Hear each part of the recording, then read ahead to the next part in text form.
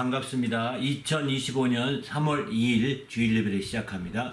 예배는 하나님을 기쁘시게 하는 것입니다. 내 영혼아 하나님을 기쁘시게 하자. 세 번 이렇게 고백하신 후에 또 하나님 예배를 시작하도록 하겠습니다. 시작. 내 영혼아 하나님을 기쁘시게 하자. 내 영혼아 하나님을 기쁘시게 하자. 내 영혼아 하나님을 기쁘시게 하자.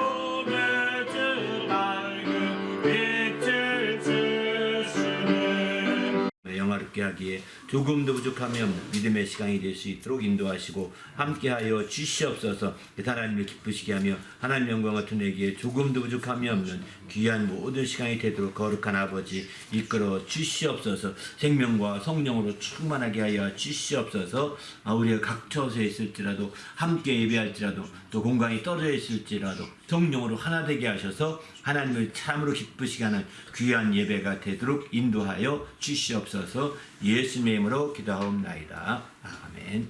하나님 아버지여 감사합니다. 오늘 또 거룩한 날 주시고 우리 하나님 앞에 나와서 예배하며 영광 돌리게 하심을 감사합니다. 우리 하나님께서 이 모든 시간 거룩하게 하시고 은혜와 진리가 충만하여 우리 하나님을 기쁘시게 하며 영화롭게 하기에 조금도 부족함이 없도록 거룩한 아버지여 이끌어 주시옵소서. 시간을 거룩하게 하시고 은혜로 충만하게 하시고 주님의 크신 이름이 영화롭게 되는 예배가 되도록 인도해 주시옵소서. 특별히 진리의 성령으로 충만하게 하사 자유와 생명이 넘치게 하시고 또 풍성한 모든 시간과 순서들 되도록 인도하여 주시옵소서. 감사드리며 예수님의 이름으로 간절히 기원하옵나이다. 아멘.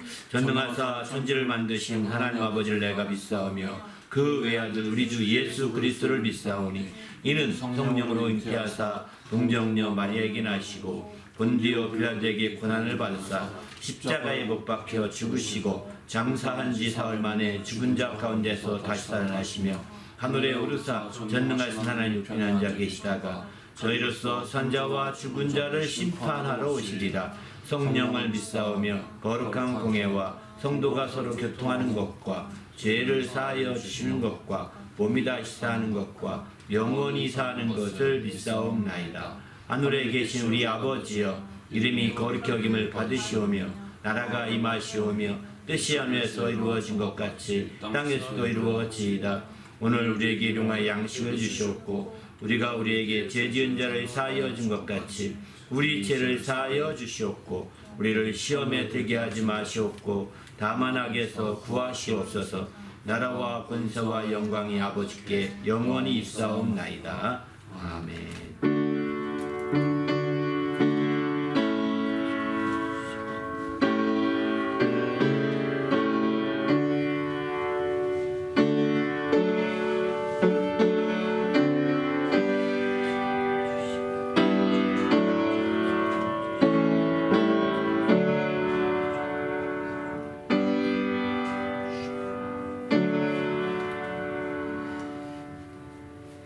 오늘 하나님께 드릴 찬송은 하나님의 크신 사랑 또 15장입니다. 또 그 크신 하나님의 사랑 304장 그리고 행복 이것이 행복이라고 행복 찬송으로 영광을 돌립니다.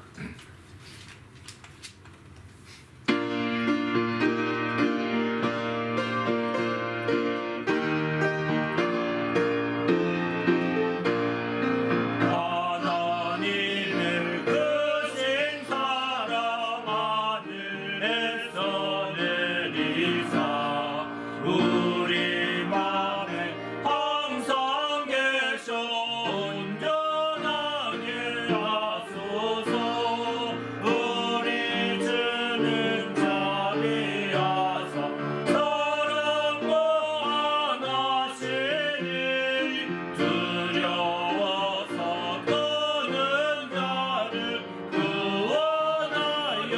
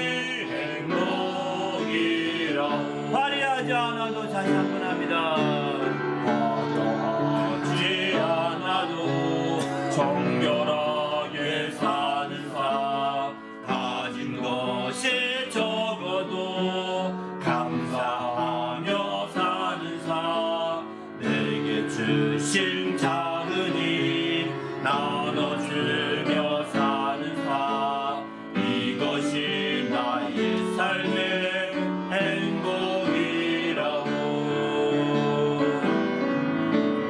눈물 날 일 많지만 기도할 수 있는 것 억울한 일 많으나 주를 위해 잡는 것 비록 짧은 작은 사 주 뜻대로 사는 것 이것이 나의 삶의 행복이라고 이것이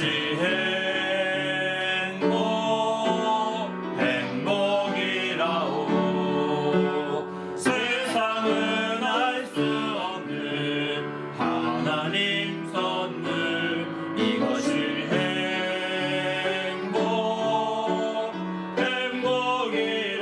행복이라고 하나님의 자녀로 살아가는 것 이것이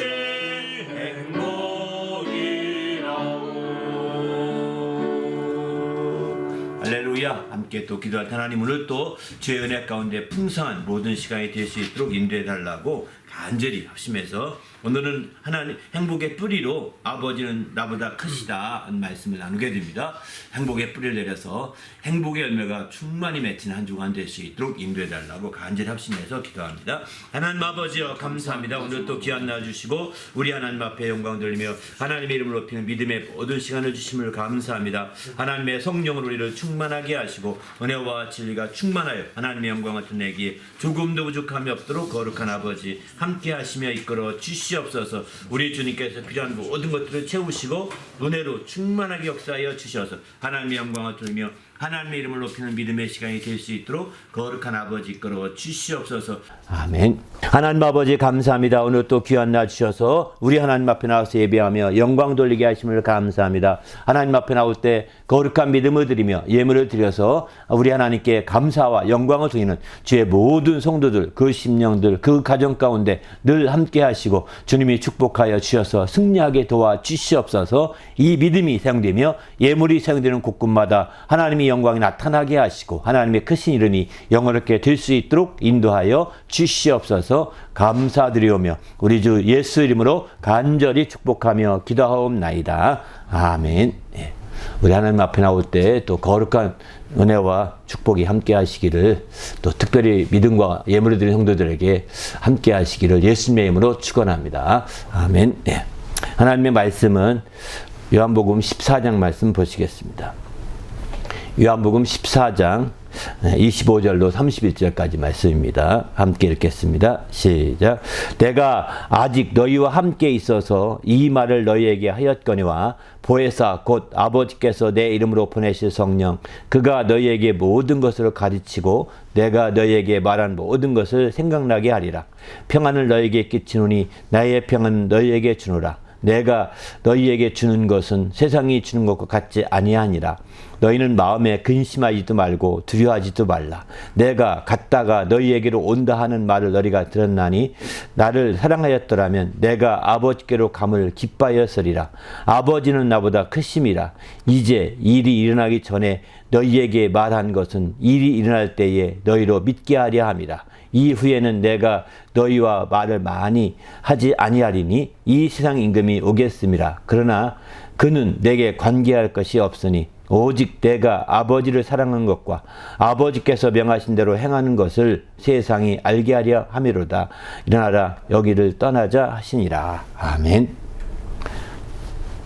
오늘 행복의 뿌리 네 번째로 아버지는 나보다 크시다. 크심에 대해서 이렇게 말씀드리고자 합니다. 이건 계속해서 행복의 뿌리 아버지는 할 때 예수님이 직접 그 입으로 하시는 말씀입니다.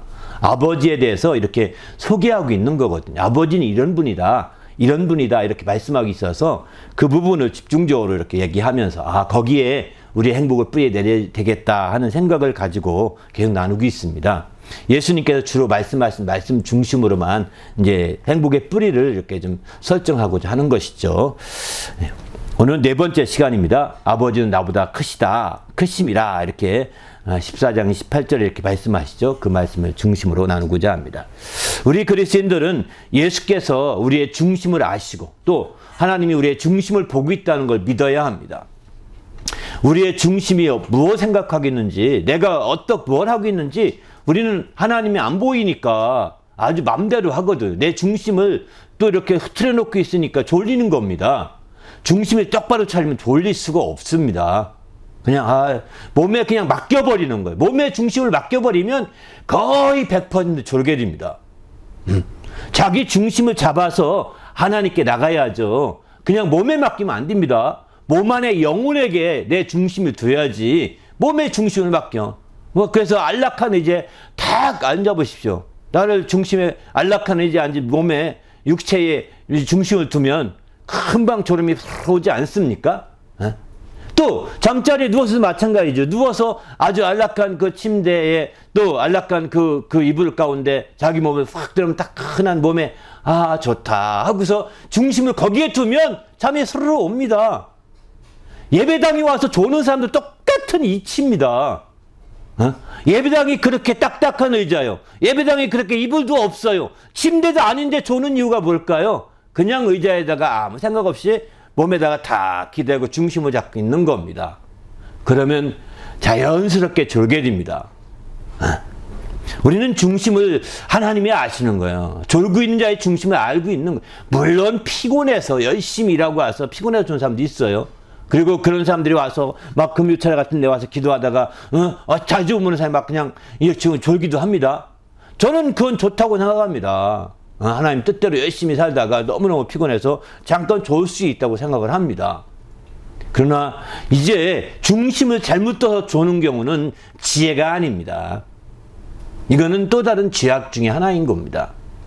육체로 끌려가기 때문입니다. 조금 안 지나서 조금 지나면 이제 당신은 죄악이라는 열매 맺어가게 될 것입니다. 그러기에 우리는 항상 우리 자신이 정말 내 몸에 중심을 두지 마시고 내 속 중심을 영혼에 둬야 되는 거예요. 그 내가 영혼이라고 말하는 것도 이 영혼의 중심을 둘 것을 말씀하고 있는 거죠. 영혼은 보이지도 않고 영혼은 얼마나 큰지 어떤 사람은 그 영혼 0.3g이라든가 3g이라겠나 0.3g이라겠나 그래서 그렇게 해서 영혼의 무게를 재가지고 그렇게 만든 회사도 있습니다. 그러나 이거는 그 세상의 그램으로 잴 수 없는 거죠. 그러나 분명하게 영혼에 우리의 중심을 둬야 된다는 것은 너무나 분명한 사실입니다. 바로 하나님은 그 중심을 아신다고 이렇게 얘기하고 있습니다. 마가복음 2장 8절에 우리 주님은 곧 중심을 아시고 이렇게 말하지 않습니까? 내 마음에 무슨 생각하느냐? 어찌 그런 생각하느냐? 중심을 아시고 하는 얘기입니다. 주님이 아신다는 예수님께서. 또 사무엘상 16장 7절에 보게 되면 우리 하나님께서는 중심을 보시지 외모를 보지 않는다 이렇게 말하고 있지 않습니까? 중심을 보시지 외모를 보지 않는다는 겁니다. 시편 51편 6절도 보게 되면 그래서 주께서는 중심이 진시하심을 원한다라고 이렇게 시편 기자는 고백하고 있습니다. 우리의 중심이 정말 오염되지 않기를 원한다는 것입니다. 우리 중심이 왜곡되지 않기를 원한다는 것입니다. 우리 중심이 다른 것에게 주장되지 않기 원한다는 거예요. 우리 중심이 오직 하나님 앞에 하나님의 그 진시하신 가운데 그 중심이 잡혀지길 원하는 거죠.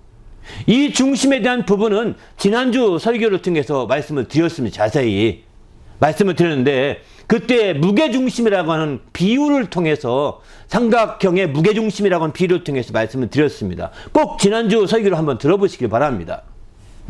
바로 그 삼각형을 보게 되면 꼭지점과 그 마주편에 있는 선분의 중간 선을 그릴 때 그게 중선이라고 그러거든요. 그 중선이 닿는 세 중선이 닿는 부분이 사실은 그게 무게중심이라고 합니다. 꼭지점은 그런 비유로 뭘 말할 것이냐? 꼭지점은요, 우리의 삶에 자기가 원하지 않는, 자기가 원하는데 안 되게 탁 꺾였을 때 이게 꼭지점입니다. 자기가 원하는 대로 하려고 했는데 안 됐습니다. 꺾인 거예요. 이 꺾인 부분이 꼭지점이 나오는 겁니다. 그때의 마주편에 있는 말씀을 쳐다보셔야 됩니다. 말씀은 선이라고도 합니다. 중앙선과 같은 거거든요. 그 선의 중심, 좌우나 우나 치우치지 않고 중심, 중간점으로 연결시켜야 중심을 바로잡을 수 있다는 거예요. 여러분 삶에 꺾인 부분이 몇 가지나 있습니까? 많이 있을 거예요. 그런데 삼각형의 경우는 두 개의 꼭지점만 있으면 무게 중심을 쉽게 잡을 수 있습니다. 두 선이 마주친 부분이 세 번째 선도 마주칠 부분이라는 겁니다. 이게 삼각형의 정의예요. 삼각형 정의에 있는 표현입니다. 이거 다 뭐 수학자들이 입증한 얘기입니다. 이건 물리적으로 입증한 얘기입니다. 그런 의미에서 우리가 우리의 삶에 내 삶이 지금 원하는 대로 안 됐잖아요. 됐습니까? 아, 그러면 하나님 뜻대로 되고 있구나 아셔야 되는 거예요. 그런데 원하는 대로 안 됐으면 두 가지, 세 가지, 두 가지만 있으면 잡을 수 있다는 거예요. 최소한도로. 세 가지면 더 확실하게 잡겠죠? 오각형이면 네 가지면 더 분명하겠죠?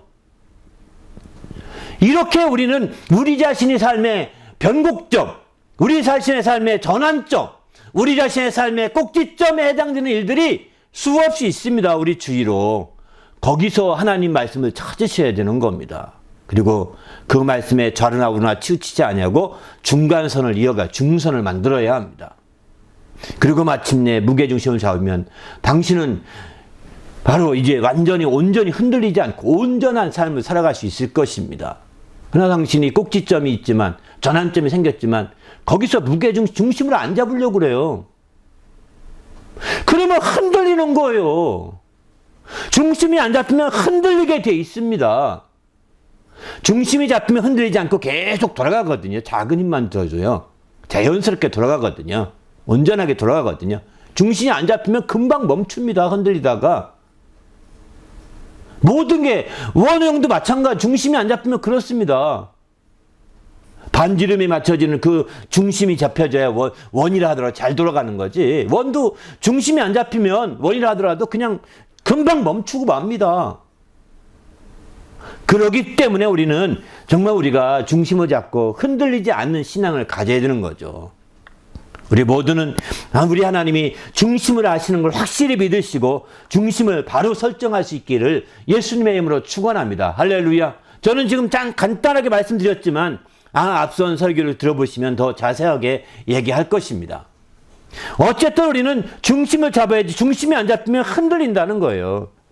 바로 시편 16편 8절 보면 내가 여호와를 항상 내 앞에 모시며 그가 나의 오른쪽에 계심으로 내가 흔들리지 아니하리로다 이렇게 말씀하죠.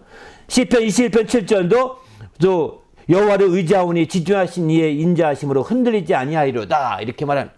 하나님을 의지하면 바로 그렇게 되는 거죠. 이제 흔들리지 않는다는 거예요. 시편 125편 1절도 여호와를 의지하는 자는 시온산이 흔들리지 아니하고 영원히 있을 것 같도다. 이렇게 말하면 있음 같다는. 그러니까 시온산, 하나님이 의지하는 자는 시온산이 흔들리지 않는다는 거예요. 중심은 흔들리지 않아요. 시온산에는 뭐가 있죠? 성전이 있잖아요. 중심이 흔들리지 않는 겁니다. 하나님 바로 중심을 잡는다는 것은 하나님을 의지하는 것입니다. 중심을 잡는다는 것은 하나님을 왜 의지한다고 할까요? 말씀이 있잖아요. 말씀에 그 중간 좌우나 우나 치우치지 않은 말씀을 따라가고 있다는 뜻이거든요. 말씀을 좌우나 우나 치우치면 이거는 헷갈립니다. 당신은 흔들릴 수밖에 없습니다. 요즘에 정치적으로 좌우를 가지고 막 흔들어대는데 당신은 흔들립니다. 정치적으로 우린 좌우 상관없어요. 우리 오직 좌파 우파가 아니라 예수파일 뿐입니다. 말씀에 좌우라 치우치는 것 똑같은 거예요. 좌파 우파에 치우쳐서 말하기 시작한다면 우리는 말씀이 좌우나 우나 치우치지 않아야 형통한다고 했지 않습니까? 당신이 좌파입니까? 당신이 우파입니까?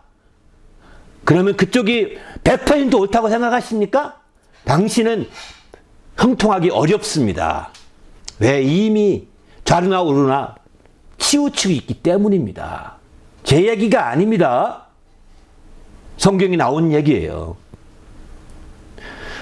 그렇기 때문에 우리는 주님 안에서 우리가 좌와 우에 대해서 우리가 세상에 그 얘기에 민감할 필요가 없는 겁니다.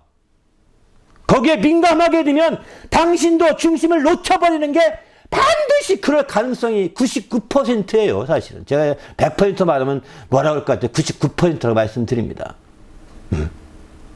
바로 좌우나 우나 치우치지 아니한 그 말씀, 그 중심에 이제 우리의 삶에 거기에 중심을 두니까 마침내 그 말씀이 세 가지가 모아질 때, 그죠? 중심을 잡을 수 있는 거 아니겠습니까? 그러니 이게 바로 하나님 말씀을 주님을 의지하는 거 아니겠습니까? 하나님을 의지하는 자는 흔들리지 않는다는 거예요. 또 16편에 보면 여호와를 내 앞에 모시며라고 그러잖아요. 말씀이 늘 중심에 있고 말씀을 따라서 좌우나 치우치하는 게 하나님의 중심에 두는 앞에 모시고 사는 겁니다. 말씀을 앞세워 사는 게 하나님 앞에서 사는 거거든요. 말씀을 앞세우는 것보다 더 하나님 앞에 모시는 것 더 비교할 게 없습니다. 예수님은 그 말씀이 그 아버지가 내 안에 계셔서 그 이르는 말씀대로 명하신 말씀대로 그대로 행한다고 하지 않습니까? 그러니까 그 말씀을 따라서 아버지를 항상 그 앞에 그 안에 특별히 그 안에 모시고 사신다라고 이렇게 표현하고 있는 거죠. 그런 것처럼 우리가 하나님 말씀을 따라서 이렇게 참으로 주님 앞에 해야 되는 거죠. 그런데 말이죠. 이렇게 하나님을 의지하고 말씀을 따라가고 하나님 앞에 모시고 살기만 하더라도 특별히 지난주 말씀드린 대로 하나님이 우리 안에 계시다면, 주님이 우리 안에 거한다면, 하나님 말씀이 우리 안에 있다면 이게 중심 잡는 비결이거든요. 한마디로 말해서 성경적으로는 아까 삼각형 운운했지만 잊어버려도 됩니다. 성경 말씀에 비춰본다면 하나님이 우리 안에 계실 때 그게 중심 잡는 거예요. 주님이 우리 안에 계실 때 중심 잡는 거예요. 주의 말씀이 우리 안에 있을 때 그게 중심 잡는 겁니다. 그런데 말이죠. 오늘 본문은 또 더 놀라운 것이 한 가지 더 있습니다. 오늘 본문에서 말씀 나누고자 하는 것은 아버지는 나보다 크십니다. 이렇게 말합니다. 예수님께서. 바로 아버지가 내 안에 계시다라고 지난번에 그래서 우리가 중심 잡자고 말씀드렸는데 그래서 흔들리지 않게 하려고 하신 것인데 이번에는 아버지는 나보다 크신 분이다 이렇게 말합니다. 여기서 크시다는 것은 단순히 크다, 키가 좀 크다 이런 얘기가 아닙니다. 아버지는 나보다 좀 더 크시다. 저희 아버님이 저는 1m 78밖에 안 되지만 저희 아버님은 85 되시거든요. 저는 조그맣지만 저희 아버님은 100kg가 넘게 나가셔서 제가 초등학교 들어가기 전에 한글을 배우는데 아버님 손에 아주 폭 들어가더라고요. 그냥 그 엄청난 큰 손이 제 손을 잡았는데 아예 손에 보이지도 않게 이렇게 잡힙니다. 저는 그 기억을 잊지 못합니다. 크신 분이시기 때문이죠. 어릴 때 아버지는 더 크시게 느껴지지 않겠습니까? 지금도 크세요.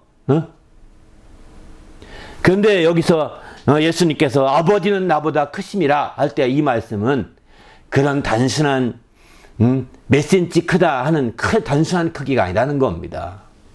시편은 그분을 어떻게 말하는지 아십니까? 광대하시다라고 말씀하십니다.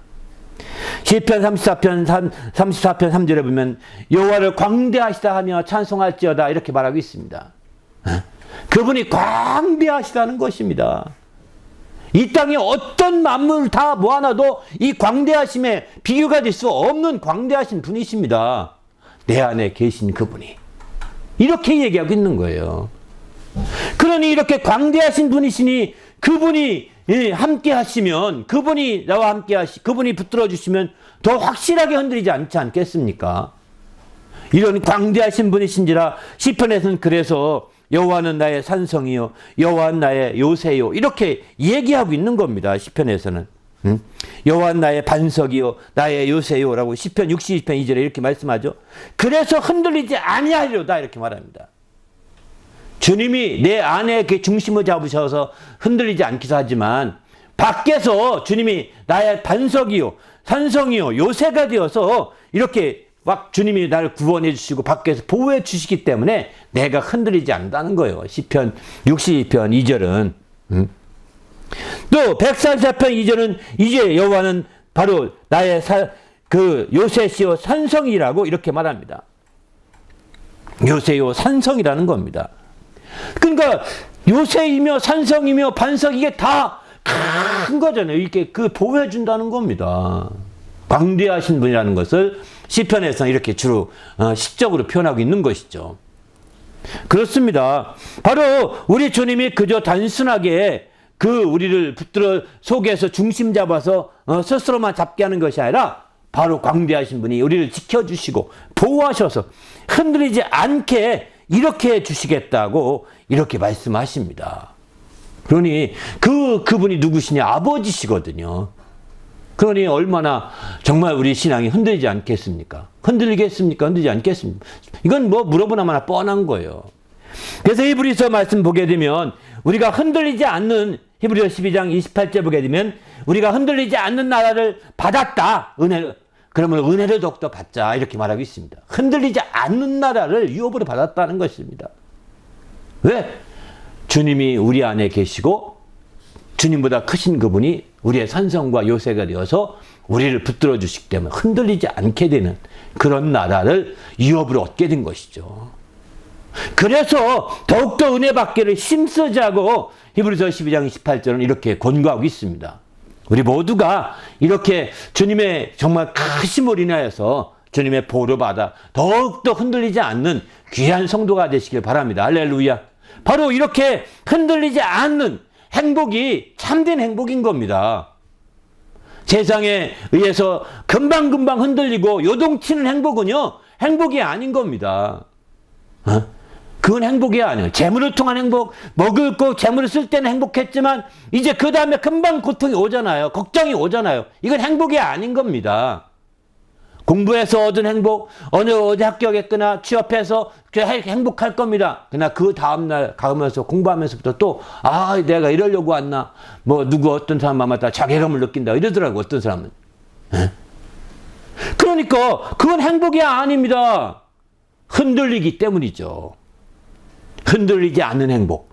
그런 행복이 바로 참된 행복인 것이고, 그런 행복은 우리 하나님이, 정말 우리 예수님이 우리와 함께 하셔서 중심을 잡아주시고, 그분이 정말 우리를 이 산성과 요새처럼 지켜주심으로 얻을 수 있는 겁니다. 할렐루야. 우리 모두도 이와 같은 행복으로 충만한 성도가 되시기를 예수님의 이름으로 축원합니다. 할렐루야.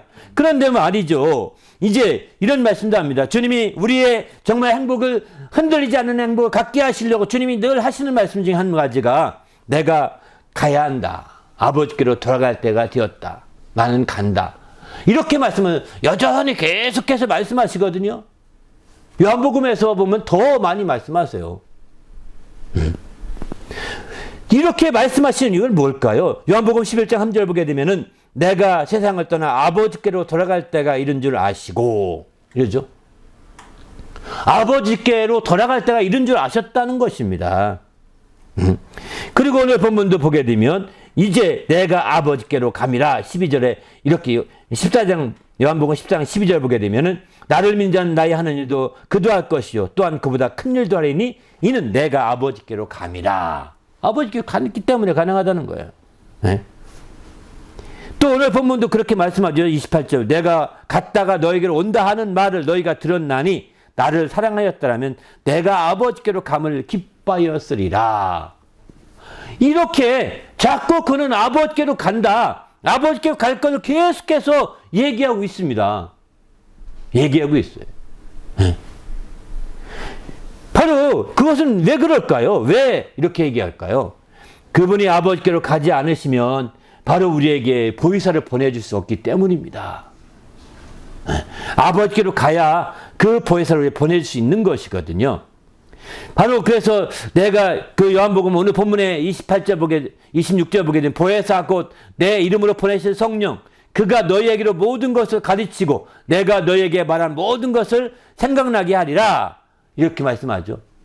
바로 그분이 이제 나는 내가 너희 안에 있어서 중심 잡는 것, 내가 너희 밖에서 도와주는 것, 이것은 어쩌면 이제 나는 아버지께로 영원한 시설에 올라가야 되기 때문에 이제 성령이 하셔야 된다. 이 일은 삼위일체가 되시는 성령이 이 일을 앞으로 장차는 하게 될 것이다.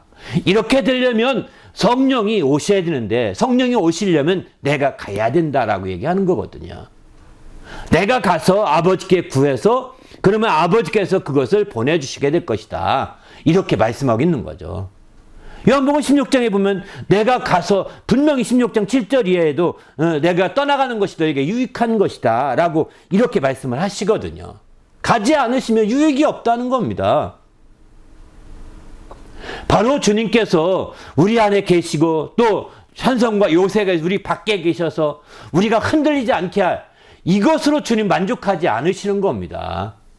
이것으로 주의 사역이 끝내신 것이 아닙니다. 이제 이 두 가지를 완전히 인치는 모든 것이 뭐냐? 성령으로 역사해야 된다라고 얘기하고 있는 거죠. 성령으로요. 우리의 인간의 어떤 정말 이 한계가 있음을 보여주고 있는 거죠. 성령이 우리 안에 거하셔서 생각나게 하시고, 내가 너에게 말했던 거 다 기억나게 하시고, 또 가르쳐 주시기도 하시고, 이럴 것이고, 또 성령께서 이제 우리를 보호하셔서 마침내 선성이요 유세가 되도록 이끌어 주시기도 하실 것이라는 것을, 성령으로 이제 이 모든 일이 완전해질 것이라는 것을 얘기하고 있는 거죠. 그렇기 때문에 주님은 여기서 성령에 대한 말씀을 강하게 얘기하시는 거예요. 내가 아버지 간다고 얘기하면서 바로 이렇게. 그래서 오늘 28절 보게 되면 내가 아버지 갔다가 너에게로 온다 하는 말을 너희가 들었나니죠. 갔다가 온다는 겁니다. 여기서 갔다가 온다는 것은, 주님이 가는 것은 직접 승천하시는 것을 의미하겠죠. 그런데 온다는 것은 성령으로 오셔서 주님이 오신 것과 똑같은 역사가 나타나게 될 것을 얘기하는 것으로 보셔야 합니다. 다시 두 번째 오시는 것은 주님이 재림을 의미하거든요. 주님이, 성령은 주님의 이름으로 오시기 때문에 내 이름으로 보내신 성령이라고 이렇게 말하지 않습니까? 주님이 오신 것과 똑같다고 얘기하고 있는 것이죠. 내 이름으로 보내신 성령, 이렇게 오늘 이렇게 표현하죠. 아버지께서 내 이름으로 보낸다는 겁니다. 그러니까 내 이름으로 오신 성령은 예수 이름을 위하여서 그대로 역사하시니까 바로 예수님이 오신 것과 똑같은 역사가 나타나는 거죠. 그 내가 갔다가 온다 이런 표현은 바로 이제 이렇게 너에게로 온다는 표현은 바로 성령을 두고 하신 말씀이라고 생각하게 되죠. 이것을 알았더라면 이것을 잘 듣고 나를 사랑하실 것인데, 이렇게 사랑하면 내가 아버지께라고 감을 오히려 기뻐했을 거라. 이걸 잘 알아들었다면 기뻐했을 거라는 거예요. 알아듣지 못하는 그들의 모습 보면서 안타까워 주님이 하신 말씀인 거죠. 그렇습니다. 이처럼 주님께서 우리를 붙들어 주시고 인도하시되 이렇게 확실하게 하시는 거죠. 그런데 오늘 여기 성경에 보게 되면 이제 또 주님이 한마디 더 하십니다. 요한복음 14장에 보시면 아버지는 크시다 이러고 끝나지 않으시고 한 단계 좀 더 얘기합니다. 14장 1절에 보면 너희는 마음에 근심하지 말라. 하나님을 믿으니 또 나를 믿으라. 내 아버지 집에 거할 곳이 많도다. 그렇지 않으면 너희에게 일렀으리라. 내가 너희를 위하여 거처를 예비하라 가노니, 거처를 너희를 위하여 예비하면 내가 다시 와서 너희를 내게로 영접하여 나 있는 곳에 너희도 있게 하리라. 이렇게 말씀하시죠. 바로 보십시오. 이제 나보다 크십니다. 그래서 산성처럼 요새처럼 보호하시는 그런 주님이라는 것으로 우리는 이제 시편을 이용해서 말씀을 나눴습니다. 그런데 얼마나 크신지 그분은 내 아버지 집은 거할 곳이 많다고 말합니다. 크신 분이신데 얼마나 거할 곳이 많으시겠어요. 그렇지 않습니까? 그래서 주님께서 이 거할 곳이 많은데 그 거처를 너희를 위해서 예비하러 간다. 이렇게 말씀하고 있는 거죠. 그 거처가 다 예비되게 되면 이제 그때 다시 와서 너희를 데려가서 함께 이렇게 있게 하기라고 이렇게 말씀하십니다. 그러니까 아버지의 크심과 그 아버지의 집이 거할 곳이 많은 큰 집이라는 것을 사실은 또 언급하고 있는 거죠. 그렇습니다. 그냥 아버지 하니까 우리는 육신의 아버지 정도로만 생각하고 그냥 그런 친분 관계, 그런 친한 관계, 이런 어떤 관계 중심 생각할지 모르지만 여기서 주님은 이제 14장에서 특별히 14장 여기 1절부터 얘기하고 있는 거죠. 14장에 와서는 주님이 크신 분이시고 또 아버지 집은 큰 집이어서 거할 곳이 많다라고 이렇게 표현하고 있는 겁니다. 근데 그 앞서서는 우리가 알다시피 이제 주님께서 이제 내 안에 계셔서 이런 중심을 잡아야 된다고 말씀하기도 하고요. 그러기에 우리는 주님 앞에서 하나님 말씀을 통해서 우리 자신이 바로 정말 우리 주님의 크심에 대해서 다시 한번 생각해 보시길 바랍니다. 할렐루야. 바로 주님의 크심, 이 크심을 생각해 보십시오. 여러분 성경에 이런 말씀을 하죠. 시편 136편 12절 보게 되면 이제 그 강한 손과 펴신 팔로 우리를 인도하여 내셨다 이렇게 표현하거든요. 강한 손과 펴신 팔로, 이 강한 손이라고 표현했는데 시편 41편의 10절에 보게 되면 이런 말씀합니다. 이사야서네요. 이사야서 41장 10절에 보면은 두려워하지 말라 내가 너와 함께함이라. 놀라지 말라 나는 네 하나님이 됨이라. 내가 너를 굳세게 하리라. 참으로 너를 도와주리라. 참으로 나의 의로운 오른손으로 너를 붙들리라. 이렇게 말합니다.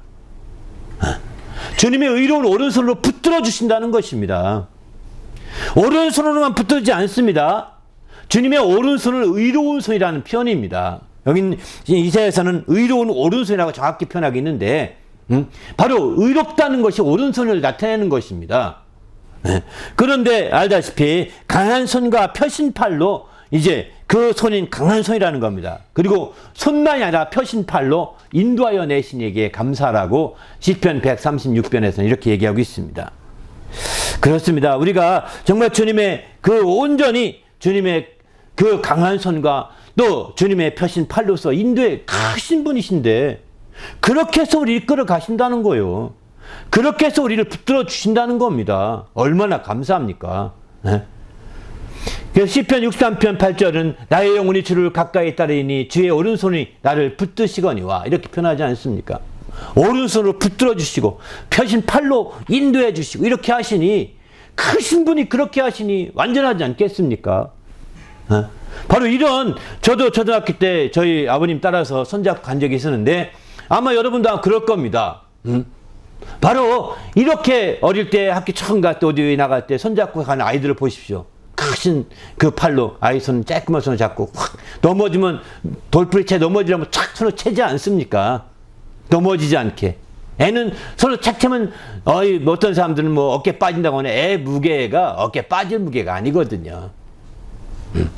애가 넘어지려고 할 때 중심을 놓쳤어. 얼른 중심을 잡아주는 거죠. 할렐루야. 그래서 우리는 주님 앞에서 이제 하나님의 크신 하나님에 대한 부분을 확실하게 우리가 알아야 되겠다는 거죠. 크신 하나님을 알되 이제 오늘 본문을 통해서 더 한 가지 깊이 들어갈 것은 성령으로 이렇게 크신 하나님의 역사를 우리가 느끼고 경험하고 체험할 수 있다고 하는 것을 얘기하고 있습니다.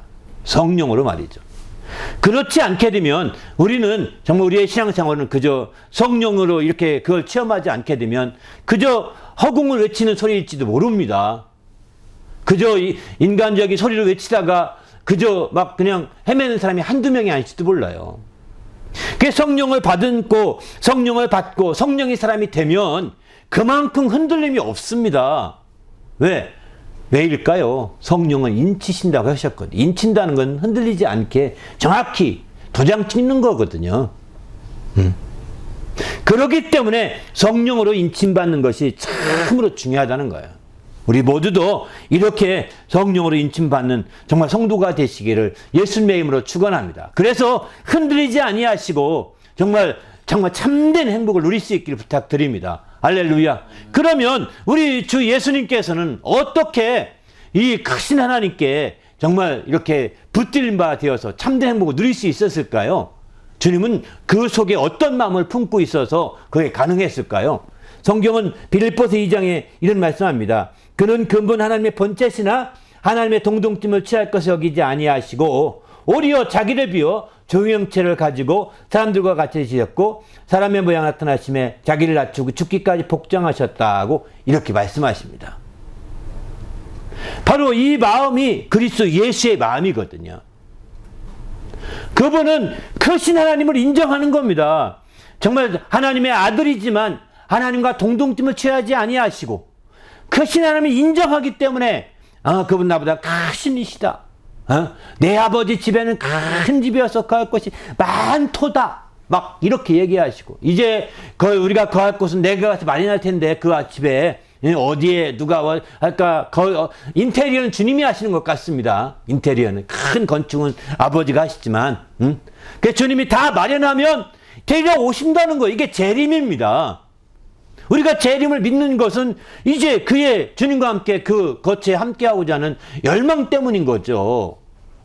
재림이 어딨냐? 오늘날 같은 시대에 이렇게 말하는 자들은 이런 주의 말씀을 전혀 인정하지 않는 것이죠.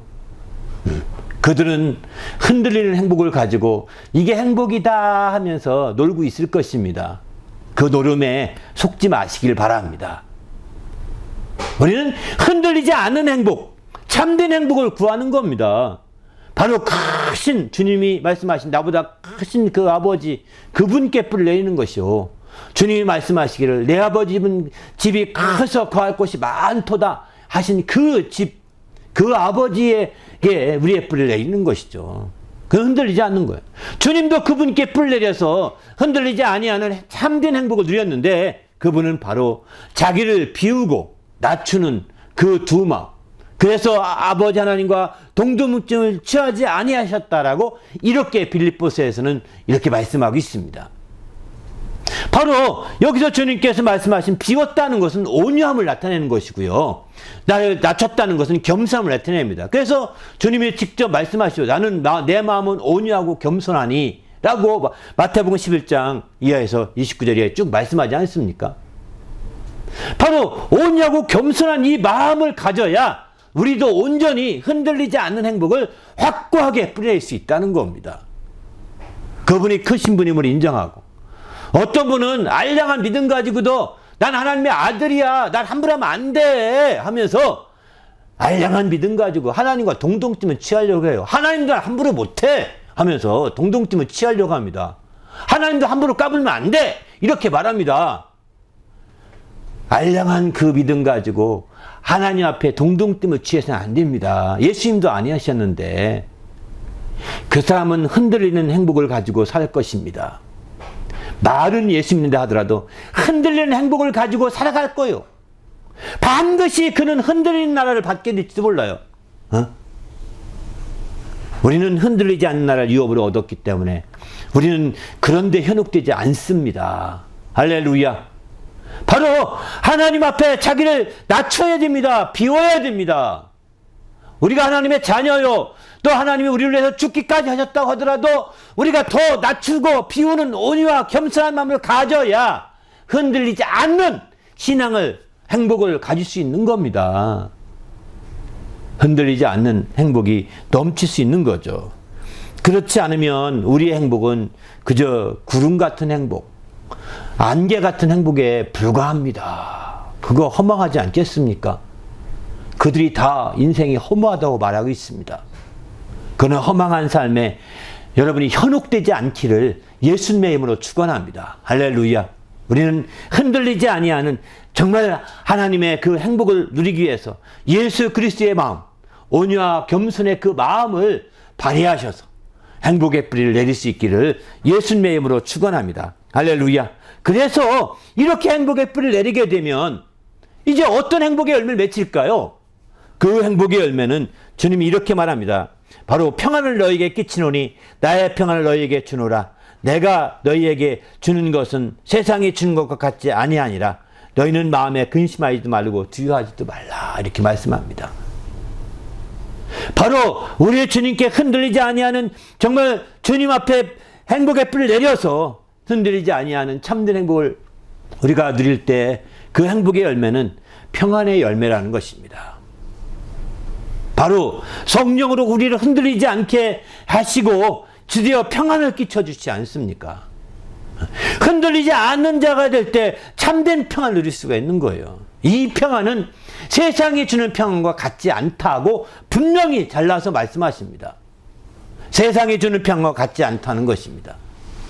바로 그런 평안을 우리가 갖게 되기 때문에 우리는 참으로 행복하고 참으로 복된 역사를 누릴 수 있는 거죠. 우리 모두도 이렇게 행복하고 복된 신앙생활을 할 수 있기를 예수님의 이름으로 축원합니다. 할렐루야. 그래서 우리는 적극적으로 우리가 예수님 앞에서 정말 깨워서 기도하실 필요가 있는 거예요. 이 평안의 열매를 얻기 위해서 세상이 얼마나 평안을 얘기합니까? 그러나 세상은 평안이라는 것이 그냥 구름 잡듯이 지나가고 맙니다. 그러나 하나님 주신 평안은 바로 근심하지 않고 두려워하지 않을 수 있는 그런 평안이라는 것이죠. 이런 평안이 바로 흔들리지 아니하는 참된 행복 가운데 맺어지는 열매라는 것입니다. 우리 모두도 이런 평안한 열매를 맺어서 우리 주님 앞에 더욱더 행복해지는 귀한 성도가 되시기를 예수님의 이름으로 축원합니다. 할렐루야. 오늘 말씀 생각하며 기도할 때 하나님, 내가 마지막 때 이렇게 깨워서 주님으로 말미암아 이런 행복을 누리는 성도가 될 수 있도록 인도해 달라고, 이런 행복으로 말미암아 더 확실한 주님의 축복을, 그 행복 평안의 열매를 맺어가는 그 행복한 열매가 넘치는 삶이 될 수 있도록 인도해 달라고 간절히 기도하겠습니다. 하나님 아버지여, 감사합니다. 오늘 또 우리 주님이 함께 하시기 인도해 주셔서 우리 주님 앞에 귀쓰이며 하나님 영광 같은 내기에 조금도 부족함이 없도록 거룩한 아버지 이끌어 주시옵소서. 생명과 성령이 충만하여 주의 일들을 또한 감당하게 하시고 주님을 기쁘시게 하기에 부족함이 없도록 역사하여 주시옵소서. 그래서 하나님을 기쁘시게 하며 하나님 영광 같은 내기에 조금도 부족함이 없는 귀한 삶을 살 수 있도록 인도하여 주시옵소서. 예수 이름으로 기도하옵나이다. 아멘. 하나님 아버지여, 감사합니다. 오늘 또 귀한 시간 주셔서 우리 주님 앞에 온전히 깨어 주의 큰 영광을 드리며 주의 말씀으로 우리 심령이 새롭게 되게 하심을 감사합니다. 우리가 온전히 정말 주님이 말씀하신 나보다 크신 아버지 앞에 우리가 행복의 뿌리를 내려서 참 흔들리지 않냐는 귀한 아버지의 참된 행복을 누릴 수 있도록 인도하여 주시옵소서. 이를 위해서 먼저는 정말 주님이 우리 안에 계시다 하였사오니 이제 우리 안에 계신 주님으로 우리의 중심을 바로잡게 하셔서 흔들리지 않는 신앙을 갖게 하시고, 또 우리보다 크신 우리 하나님 아버지, 또 아버지 집에는 큰 집이어서 거할 곳이 많다 하셨는데, 하나님 아버지, 이 크신 우리 광대하신 하나님 아버지께 뿌리를 내려서 참된 행복을 누리는 귀한 성도가 되게 도와 주시옵소서. 이를 위해서 예수께서 우리 아버지께 뿌리를 내릴 때 예수의 마음으로 뿌리를 내렸던 것처럼 우리도 예수의 마음을 품게 하여 주셔서 참된 뿌리를 내리게 도와 주시고, 그래서 행복의 열매를 맺어갈 수 있도록 인도하여 주시옵소서.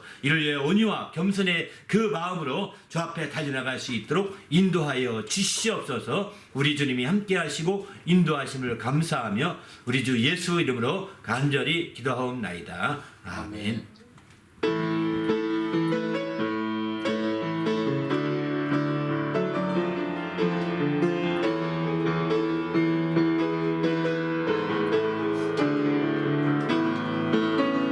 형제 자매여, 참된 행복을 찾고는 예수님을 만나보세요.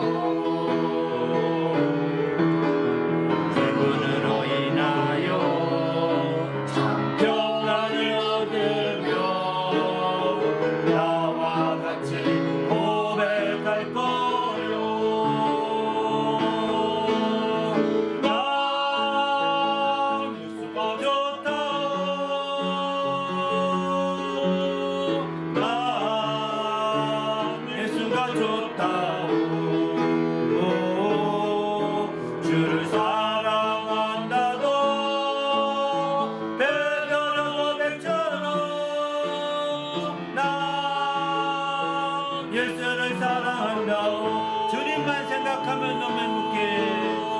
주님만 생각하면 너무 행복해. 주님 내게 주신 사랑 때문에 주님만 의지하면 너무 즐거워. 주님 내게 베푼 평안 때문에 난 예수가 좋다. 난 예수가 좋다.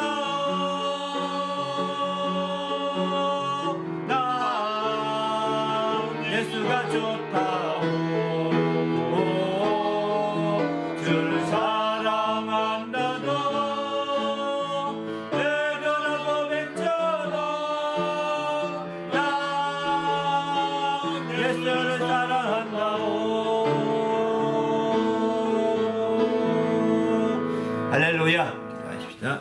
이제는 우리 구주 예수 그리스도 은혜와 하나님 아버지의 크신 사랑과 성령님의 그 교통하심이 이제 하나님의 뜻대로 예수 그리스도로 중심 잡아 흔들리지 않는 행복을 누리기로 결심하고 돌아가는 모든 믿음의 성도들 위에와 그 가정과 교회 위에 지금부터 영원토록 함께 있을지어다. 아멘. 아멘.